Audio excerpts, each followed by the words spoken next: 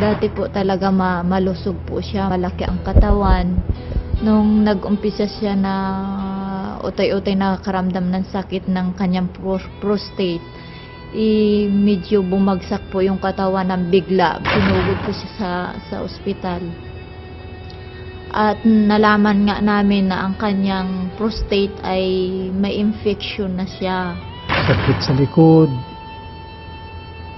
sakit sa puson. Kala mo ay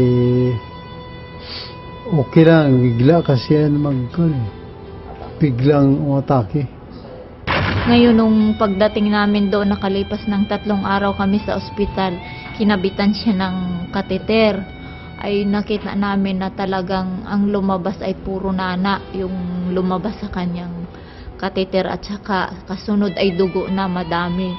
Kaya nung gabi din yun, nag-usap po yung mga doktor na sabi niya, "Nanay, kailangan ilipat po natin yung inyong asawa sa dito sa kabila, sa Maynila, dahil kung hindi po siya maidala dito at maisali na ng dugo, talagang bibigay po si tatay ngayong araw na ito."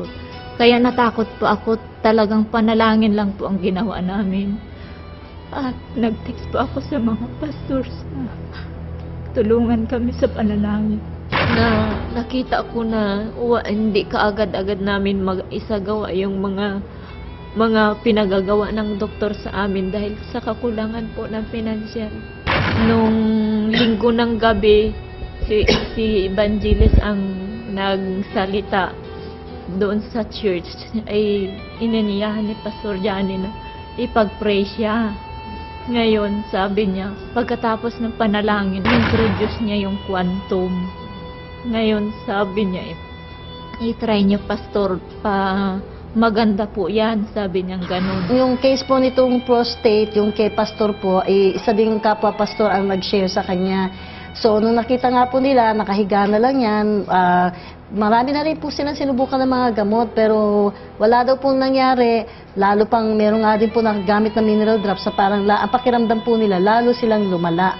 Pero nung sila po pinasyalan ng isa nating kasama na pastor, at pinatry po sa kanya ang quantumin, in-apply po doon sa kanyang katawan, talaga po in a few minutes time po, nakatayo po ulit siya at nagkalakad po.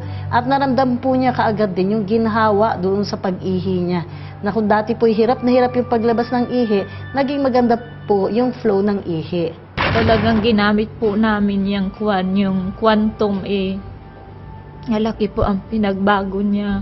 Sa loob lang po ng 2 araw mahigit, nakita ko yung paa niya halos na hindi niya maibuhat, ay nandoon na naiihakbang niya ng maayos-ayos. Tapos yung kanyang prostate, hindi niya nararamdaman yung sakit. May pinagbago po sa loob lang ng mahigit na 2 araw. Pagka po prostate problems po, pwede pong mas malakas po na makakatulong yung pag-inom po. Kasi kailangan dumaan po yung ating substance na nasa Quantumin Plus doon po sa daluyan ng ihi para po madamay din po yung sa prostate gland. Now, yung iba po, pinapa-apply din po namin doon sa may ilalim po o likuran na may itlog.